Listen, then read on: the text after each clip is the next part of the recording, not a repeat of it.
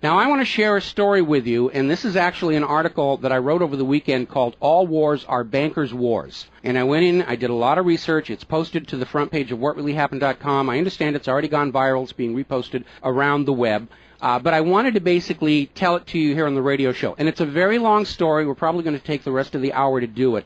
But it's something that you need to understand, that all of these wars and assassinations that we're told are crazed lone nut assassins or weapons of mass destruction or bringing democracy, all of them track back to the private central bankers as the initiating event. And the more you study this, the more you will realize all the wars are wars for the bankers, for the private central bankers. And I know a lot of people are going to have difficulty comprehending this, just how many of these wars we have fought as a nation were fought for no other purpose than to force private central banks onto nations that did not want them. So we're going to have a few examples so you understand why at this particular time in history the United States government is mired in so many wars against so many foreign nations. And there's plenty of precedents for this. Now, going back to the beginning, the United States fought the American Revolution primarily over King George III's Currency Act, which forced the colonists to abandon their own government-issued currencies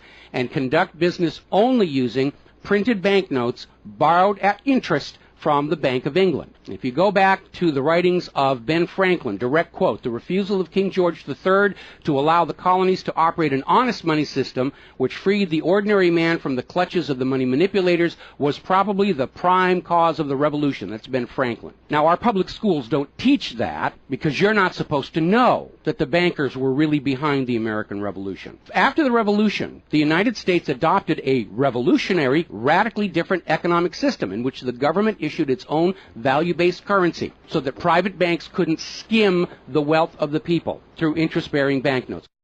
So the American Revolution was fought primarily to free the American people from King George III's Currency Act, which ordered them to conduct all business using printed banknotes borrowed at interest from the Bank of England. So the Bank of England was just, raking in wealth from the labor of the American people in exchange for ink and paper. And that fueled the anger that led to the American Revolution. Your public schools don't spend a lot of time on that, but that was really what it was all about.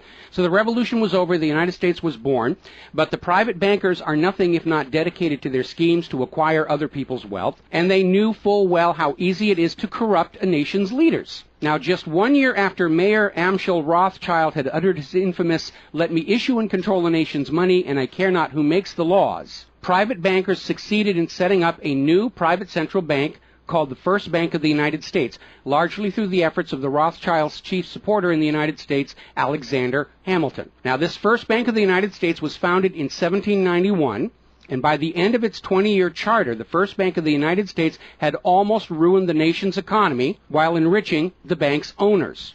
As a result, Congress refused to renew the charter and signaled their intention to go back to a state-issued, value-based currency on which the people paid no interest at all to any banker. This resulted in a threat from Nathan Mayer Rothschild against the U.S. government. Quote, "Either the application for renewal of the charter is granted, or the United States will find itself involved in a most disastrous war." End quote. Congress still refused to renew the charter for the First Bank of the United States, whereupon Nathan Mayer Rothschild railed, quote, "Teach those impudent Americans a lesson. Bring them back to colonial status." End quote. Financed by the Rothschild-controlled Bank of England, Britain then launched the War of 1812 to recolonize the United States and force them back into the slavery of the Bank of England's banknotes, or to plunge the United States into so much debt they would be forced to accept a new private central bank. And the plan worked.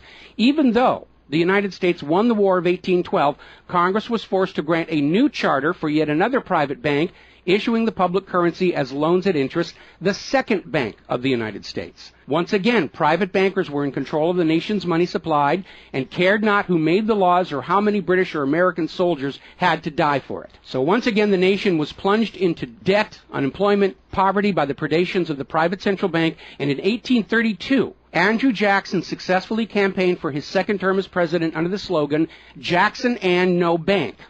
True to his word, Jackson succeeded in blocking the renewal of the charter for the Second Bank of the United States of America. And this was where that famous quote came from Andrew Jackson. Quote, "Gentlemen, I too have been a close observer of the doings of the Bank of the United States.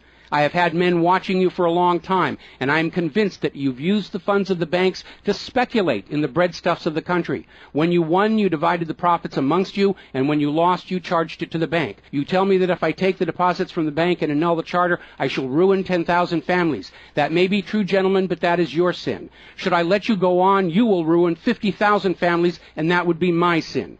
You are a den of vipers and thieves. I've determined to rout you out, and by the eternal God, I will rout you out. End quote. Andrew Jackson. Shortly after the charter for the Second Bank of the United States expired, there was an assassination attempt on Andrew Jackson, and it failed when both pistols used by the assassin, Richard Lawrence, failed to fire. Later on, Lawrence explained the motive for the assassination by saying that with President Jackson dead, money would be more plenty. So it was an assassination motivated by the interests of the bankers.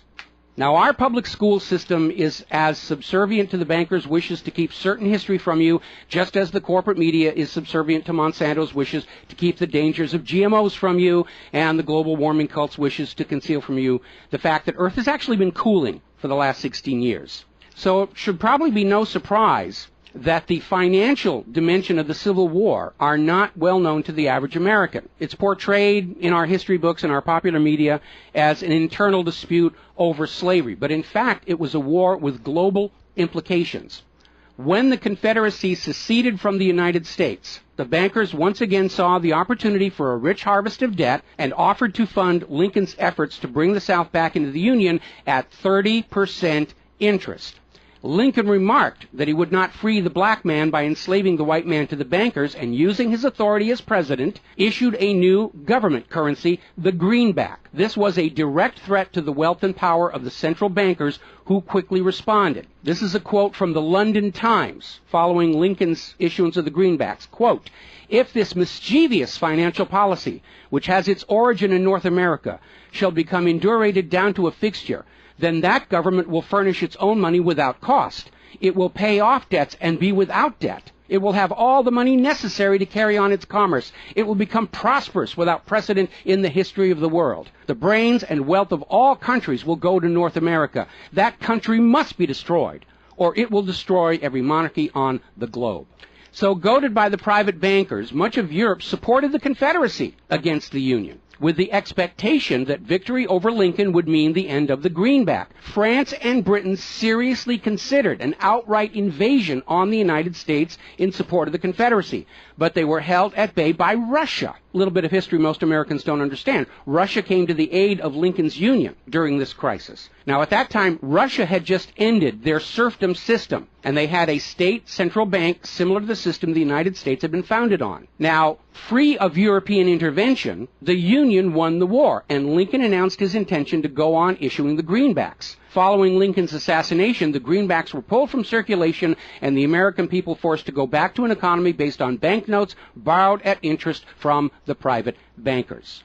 So finally, in 1913, the private central bankers of Europe, in particular the Rothschilds of Great Britain, the Warburgs of Germany, met with their American financial collaborators on Jekyll Island, Georgia, to form a new banking cartel with the express purpose of forming the third bank of the United States, with the aim of placing complete control of the United States money supply once again under the control of private bankers. Owing to hostility over the previous banks of the United States, the name of this third bank was changed to the Federal Reserve, in order to grant the new bank a quasi-governmental image. But in fact, it is a privately owned bank. It's no more federal than Federal Express. In fact, last year, the Federal Reserve successfully rebuffed a Freedom of Information lawsuit by Bloomberg News on the grounds that as a private banking corporation, and not actually a part of the U.S. government, the Freedom of Information Act did not apply to the operators of the Federal Reserve. So 1913 proved to be a transformative year for the nation's economy. First, with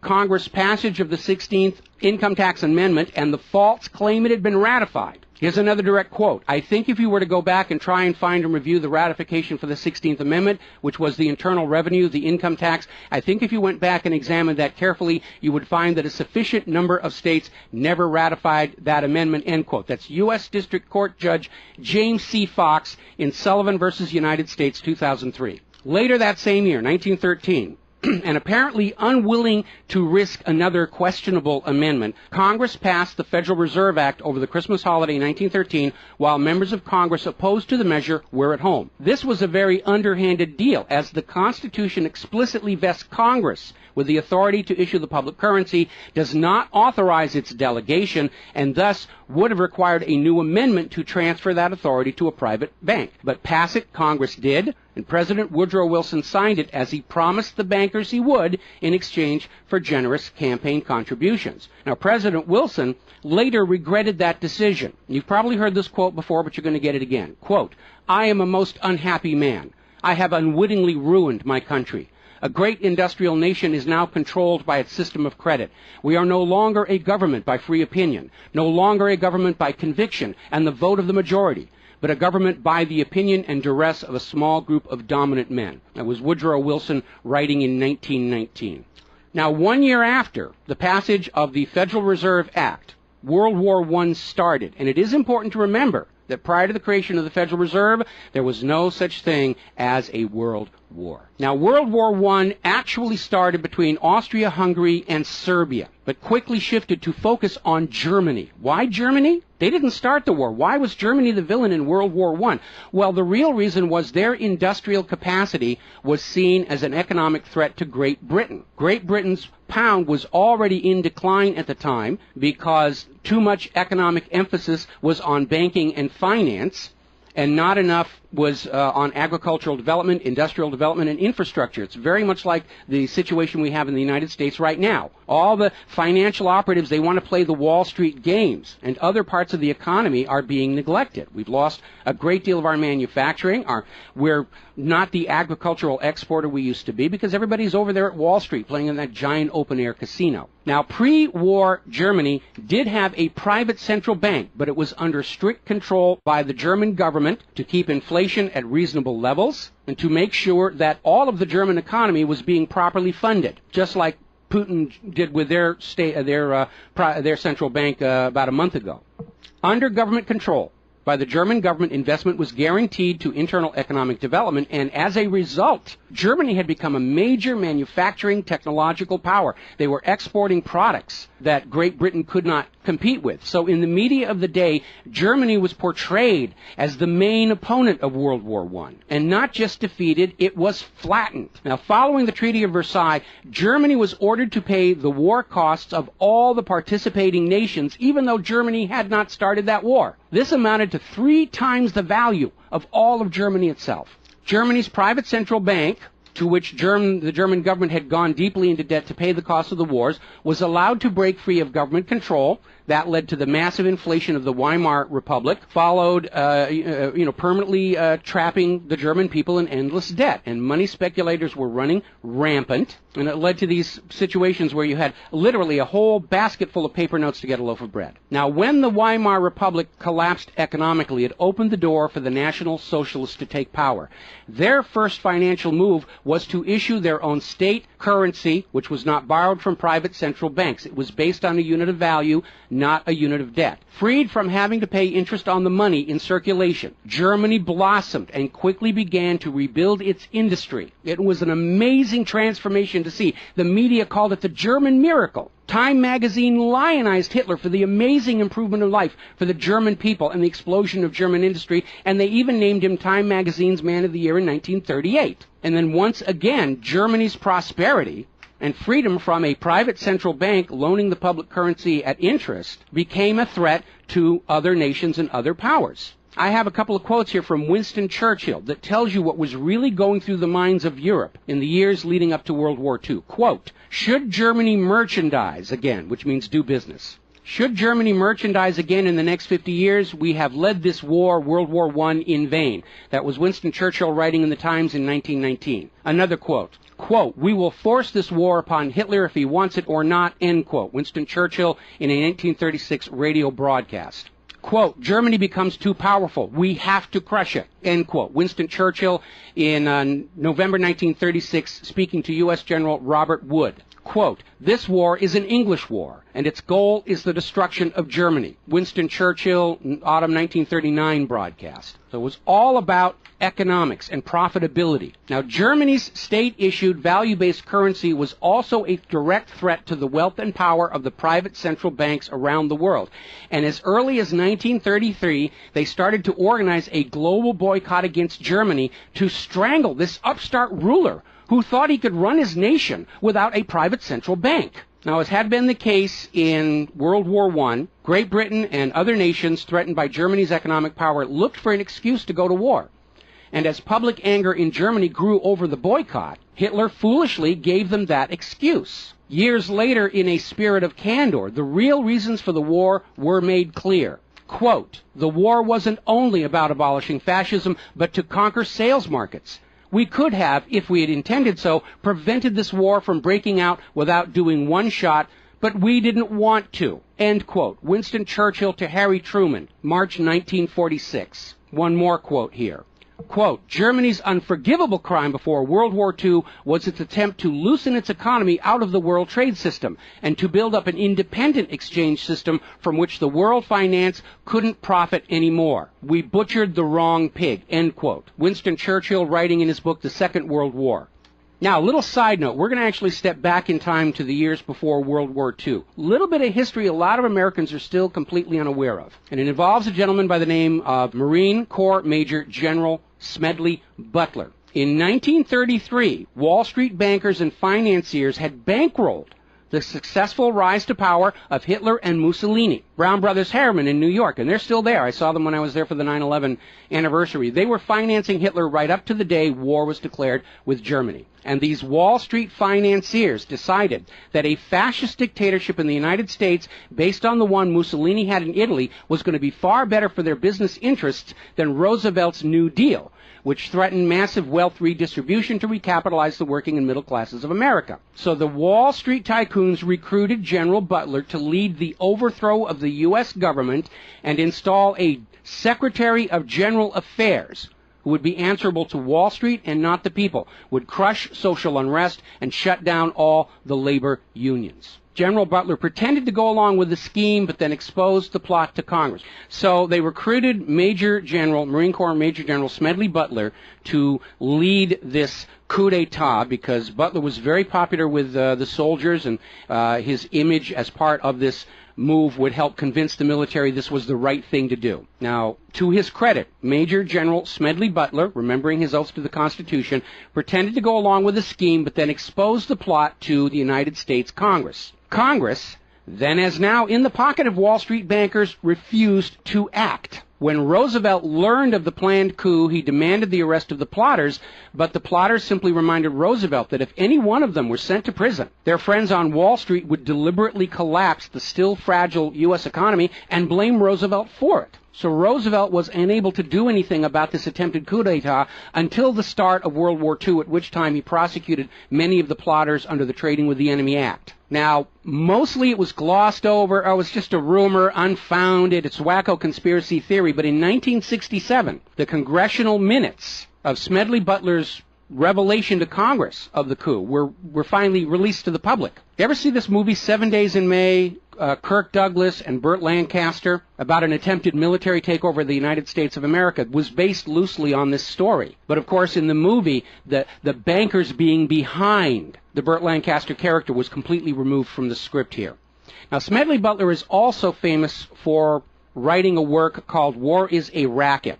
And I would like to read you a quote from that. Quote, "I spent 33 years and 4 months in active military service as a member of our country's most agile military force, the Marine Corps. I served in all commissioned ranks from second lieutenant to major general. And during that period, I spent more of my time being a high-class muscle man for big business, for Wall Street, and for the bankers. In short, I was a racketeer, a gangster for capitalism.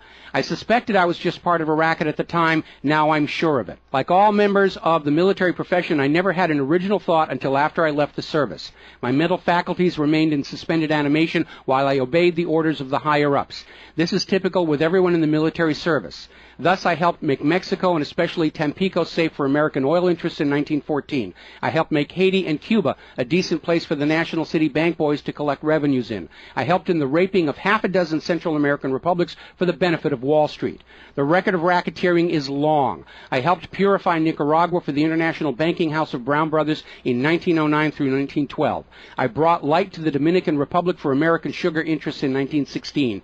In China in 1927, I helped see to it that the Standard Oil went its way unmolested. During those years, I had, as the boys in the back room would say, a swell racket.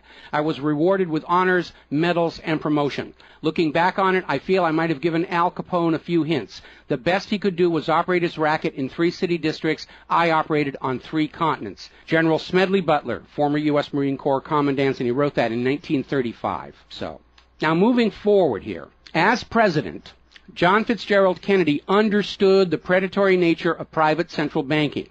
He understood why Andrew Jackson fought so hard to end the Second Bank of the United States. So Kennedy wrote and signed Executive Order 11110, which ordered the U.S. Treasury to issue a new public currency called the United States Note. Now, Kennedy's United States notes were not borrowed from the Federal Reserve. They were created by the U.S. government and backed by the silver stockpiles held by the U.S. government. It represented a return to the system of economics the United States had been founded on, and it was perfectly legal for Kennedy to do so under the Constitution.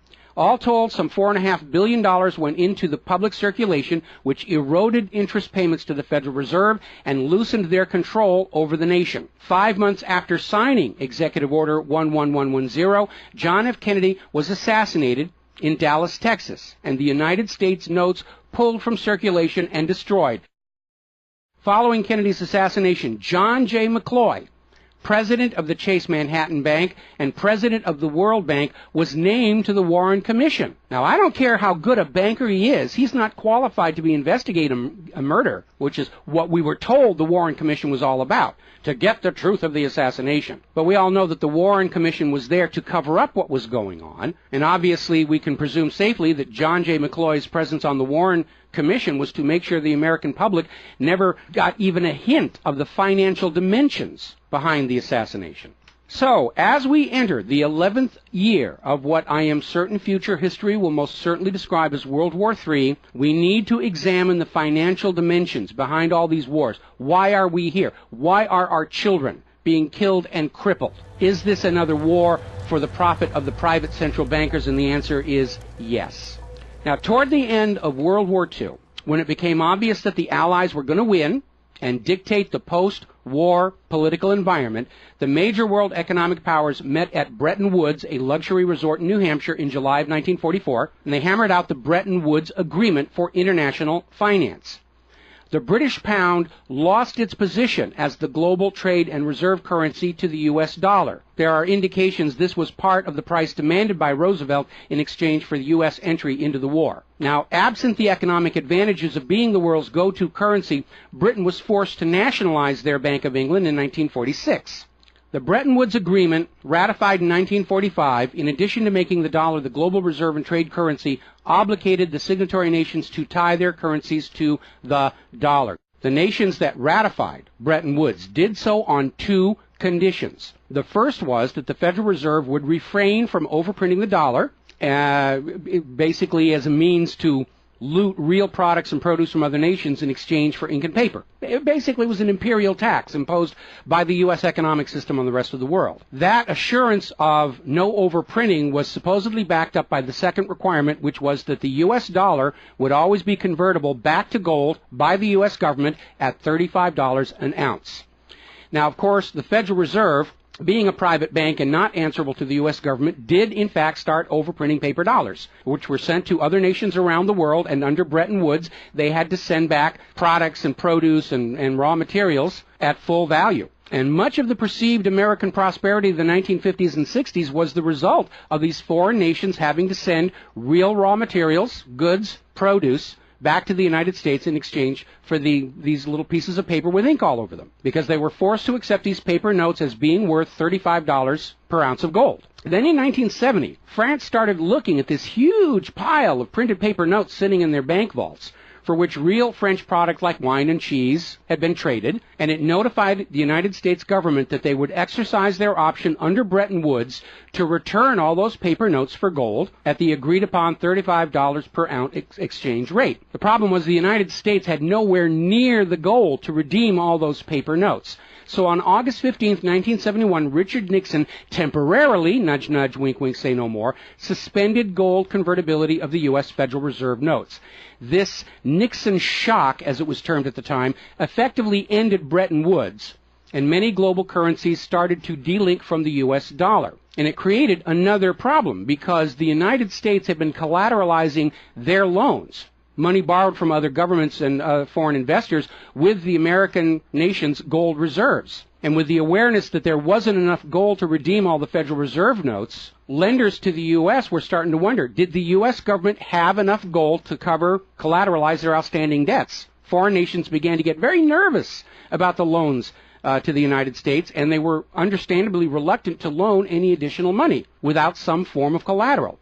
So what Richard Nixon did is he founded the environmental movement with the EPA and its various programs like wilderness zones and roadless areas and heritage rivers, wetlands, and all these other little different programs which all took vast areas of public lands and made them off limits to the American people, who are technically the owner of all those lands. But Nixon had no concern for the environment, and the real purpose of this land grab, under the guise of the environment, was to pledge those pristine lands and their vast mineral resources as collateral on the outstanding national debt. The multitude of all these different programs was simply to conceal the scale of the land grab and collateralization of the American people's heritage. And it actually today covers almost 25% of the entire nation, is now locked up by these EPA programs and pledged as collateral on government borrowing. Now, with open lands, available lands for collateralization already in short supply, the U.S. government embarked on a new program to shore up sagging international demand for the dollar. The United States approached the world's oil-producing nations, mostly in the Middle East, and offered them a deal. In exchange for only selling their oil for dollars, the United States would guarantee the military safety of those oil-rich nations. The oil-rich nations would agree to spend and invest their U.S. paper dollars inside the United States, particularly in U.S. Treasury bonds, which would be redeemable through future generations of U.S. taxpayers. The concept was labeled the petrodollar. In effect, the United States, no longer able to back the dollar with gold, was now backing it with oil, other people's oil. And that necessity to keep control over those oil nations to prop up the dollar has dominated America's foreign policy in the region ever since. But as America's manufacturing and agriculture has declined, the oil-producing nations faced a dilemma. Like France, they've got piles and piles of these paper notes and treasury bonds piling up in their vaults, and there really wasn't all that much except real estate they wanted to buy from the United States of America. Europe's cars and aircraft were superior and less costly. In more recent times, America's experiment with GMO food crops has led a lot of nations to simply avoid buying U.S. agricultural exports. Israel's constant belligerence against its neighbors has caused the oil-producing nations to wonder if the U.S. could actually keep their end of the petrodollar arrangement. So oil-producing nations started to talk of selling their oil for whatever currency the purchasers wanted to pay. Iraq, already somewhat hostile to the United States following Desert Storm, demanded the right to sell their oil for euros in 2000. In 2002, the United Nations agreed that Iraq had a right to sell their oil for euros under the Oil for Food program. 1 year later, 2003, the United States reinvaded Iraq, lynched Saddam Hussein, and placed Iraq's oil back on the world market, only available for U.S. dollars. Now, the clear U.S. policy shift following 9/11, away from at least attempting to appear to be an impartial broker of peace in the Mideast to one of unquestioned support for Israel's aggressions, only further eroded confidence in the petrodollar deal, and even more oil-producing nations started openly talking of trading their oil for other global currencies. So over in Libya, Muammar Gaddafi had instituted a state central bank and a value-based trade currency, the gold dinar. Gaddafi then announced that Libya's oil was for sale, but only for the gold dinar. Other African nations, seeing the rise of the gold dinar and the euro, even as the U.S. dollar continued its inflation-driven decline, flocked to the new Libyan currency for trade. This move had the potential to seriously undermine the global hegemony of the dollar. French President Nicolas Sarkozy reportedly went so far as to call Libya a threat to the financial security of the world. So the United States invaded Libya under the guise of supporting a popular rebellion. They brutally murdered Gaddafi, apparently because the object lesson of Saddam's lynching had not been enough of a message, imposed a private central bank, and returned Libya's oil output to dollars only. The gold that was supposed to be made into the gold dinars, as of the last report I could find, unaccounted for. Now, according to General Wesley Clark, the master plan for the dollarification of the world's oil nations included 7 targets: Iraq, Syria, Lebanon, Libya, Somalia, Sudan, and Iran. Venezuela, which has started selling their oil to China for the yuan, seems to be a late addition. What is notable about those original 7 nations targeted by the U.S. is that none of them are members of the Bank of International Settlements. This is the private central banker's private central bank located in Switzerland. That meant that those 7 targeted nations were deciding for themselves how to run their nation's economies rather than submitting to the international private central bankers. Now, of course, the bankers' gun sights are on Iran, which dares to have a government central bank and sell their oil for whatever currency they choose. The war agenda for Iran is, as always, to force Iran's oil to be sold only for dollars and to force them to accept a privately owned central bank. Now, you have been raised by a public school system and a media that constantly assures you that the reasons for all these wars and assassinations are many and varied. We're bringing democracy to the conquered lands. We hear that a lot when actually the U.S. hasn't. The usual result of a U.S. overthrow is the imposition of a pro-business, pro-Wall Street, pro-U.S. dictatorship. Good example, the 1953 CIA overthrow of Iran's democratically elected government of Mohammad Mossadegh and the imposition of the Shah. Or the 1973 CIA overthrow of Chile's elected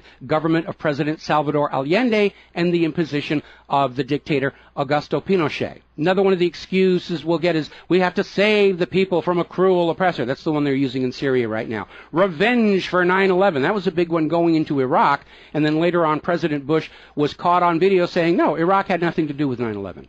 And behind all of them, that tired, worn-out, catch-all excuse for invasion, weapons of mass destruction. Assassinations are always passed off as crazed lone nuts to obscure the real agenda. And the real agenda of the bankers is very simple. It is enslavement of the people by creation of a false sense of obligation. Now, that obligation is false because the private central banking system by design creates more debt than money with which to pay the debt. There is no way out the way it's set up. It's impossible to escape as long as you're playing by their rules. And you need to understand, private central banking is not science. It is a religion. It's a set of arbitrary rules created to benefit the priesthood, meaning the bankers, and it is supported only because people believe this is the way it's supposed to be.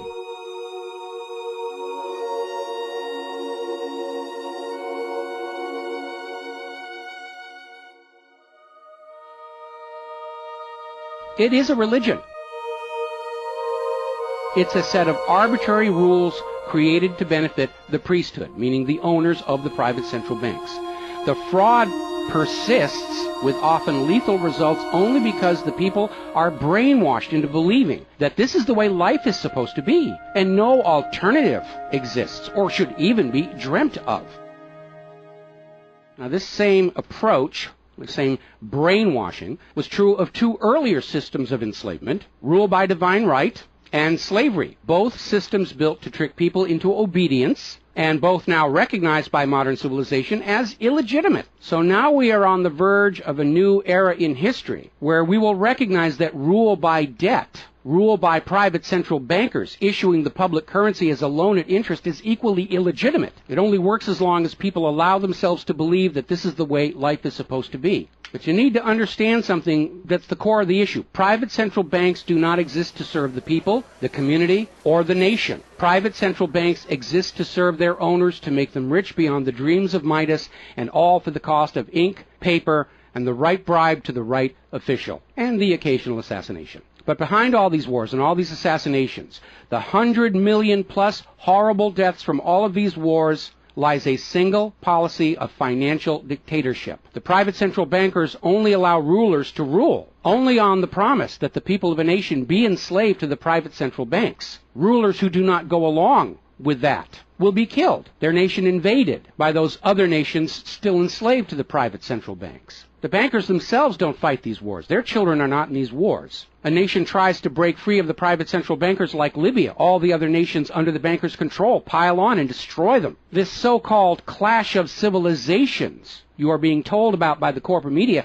it's really a war between banking systems, with the private central bankers forcing themselves onto the rest of the world, no matter how many millions must die for it. The constant hate-mongering against Muslims you see in the corporate media lies in a simple fact. Like the ancient Christians, prior to the Knights Templars, Muslims forbid usury or the lending of money at interest because they saw in ancient times, like Rome, how these banking practices could destroy an entire society. And that is the reason our government media insists that Muslims have to be hated and killed and converted.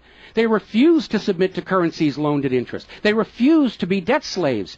That makes them a threat to the natural order of the world, the new world order of global fascist dictatorship. So, off to war your children must go to spill their blood for the money junkies' gold. We barely survived the last 2 world wars. Now we're going into the third one in the nuclear bioweapon age. That is very dangerous. We have to ask ourselves, are the private central bankers willing to risk incinerating the whole planet to feed their greed? Apparently so. You as parents, as siblings, as spouses, need to ask yourself, do you really want to see your loved ones in uniform, killed and crippled, all for a bank balance sheet? But the whole point of this article, the whole point of what I'm sharing with you today, and this is all history, you can go out and hunt it down for yourself. Behind all the flag waving, behind all the propaganda, behind the crazed lone nut assassins, weapons of mass destruction, all of the modern wars this nation have fought are wars by and for the private bankers,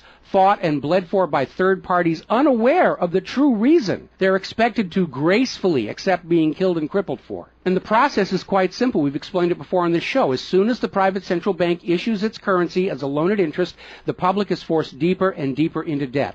When the people are reluctant to borrow anymore, that's when the Keynesian economists demand the government borrow more to keep the pyramid scheme working. When both the people and the government refuse to borrow anymore, that is when the large wars get started, to plunge everyone even deeper to debt to pay for the war, and then after the war to borrow even more to rebuild. And when these horrible wars are over, the ordinary people have basically what they had before the war, except their graveyards are a lot larger, and everyone is in debt to the private bankers for the next century. That is why Brown Brothers Harriman in New York was funding the rise of Adolf Hitler, because war is the bankers' richest harvest. We all need to recognize this is what all these wars have been about. Private central banking, enlarging their domain, imposing their will on nations that do not want it, imposing their system on the rulers of nations who do not want it. Bribery, blackmail, assassination, they will do anything to maintain their stranglehold on the productivity of the world's people. And as long as private central banks are allowed to exist, inevitably, as the night follows the day, there will be poverty, hopelessness, millions of deaths in endless world wars until the earth itself is sacrificed in flames to Mammon. The path to true world peace lies in the abolishment of all private central banking everywhere, and a return to the state-issued, value-based currencies that allow nations and people to become prosperous through their own labor and development and efforts. Now, I mentioned the Knights Templars. Prior to the Knights Templars, Christianity, like Islam, forbade usury because Christianity, much of Orthodox Christianity, came out of Rome, and they had seen firsthand what debt-based economies do, even to the Roman Empire. They'd seen it firsthand. So they had a ban on usury. And the Knights Templars were able to basically either bribe or blackmail the Pope to get a special dispensation that allowed them to rent money, is what they called it. They didn't call it usury, they called it renting money. A lot of modern predatory banking practices were pioneered by the Knights Templars. And they plunged Europe into hopelessly unpayable debt until finally French King Philip IV, otherwise known as Philip the Fair, did the only solution he could do, because he understood as long as you believed in the rules of the bankers, as long as you played by the rules they created to serve themselves, you are hopelessly trapped. And so Philip thought outside the box, and I know he's demonized for it, but in looking at the history of the Templars, it was his last resort. He sent messages to all of the regions in France, secret orders on the same time, in the same moment, on the same day. All of the Templars were arrested. and their commanderies, which is what they called their banks, were broken into, looking for looted wealth. They didn't find a lot of it. It was a paper empire, just like the Federal Reserve is. It's all based on paper. There's nothing of any real value there. It's all paper notes. And he sent the Templars to prison and execution, except for Scotland and Portugal, where the Pope and King Philip IV really didn't have a lot of control.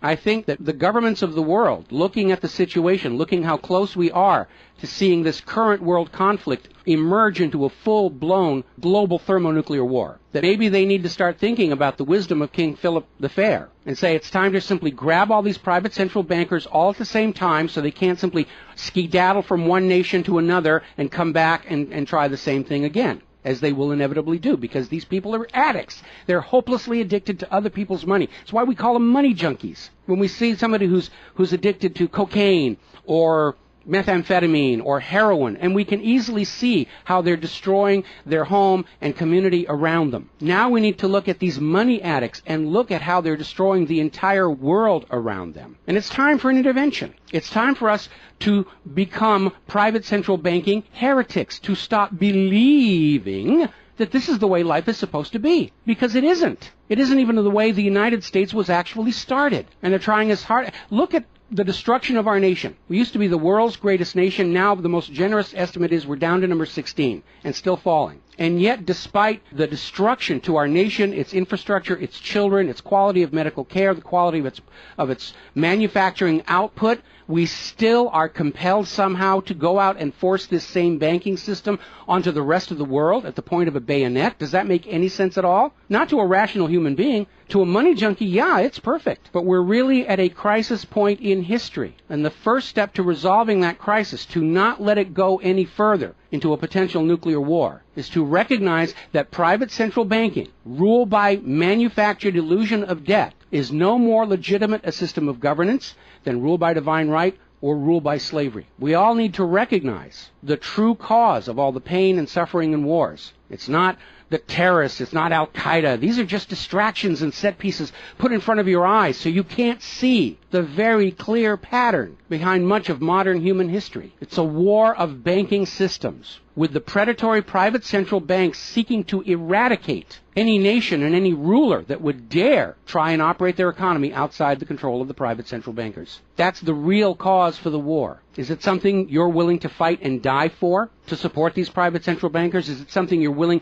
to let your sons and daughters and brothers and sisters be blown to bloody bits for, so the money junkies can have their latest fix, just a little tiny bit more gold or a little larger number on the bottom of that brokerage statement, so they can have today's thrill, their fix of money that is bought with the blood of your children? I don't think so. But the time has come to point out what really is the cause of all causes behind all the wars and suffering that our planet is having to endure and our people are having to endure. The common enemy of all humankind are private central banks issuing the public currency as a loan at interest. And as history will show, they will do anything, up to and including global wars, to keep their lock on yours and your children's future economic well-being and productivity. We're not a free society. Media will tell us that we're free, but we're not free. We are slaves. Our slave chains are made of paper, and that paper is the Federal Reserve note. Too few of our leaders have tried to stand up to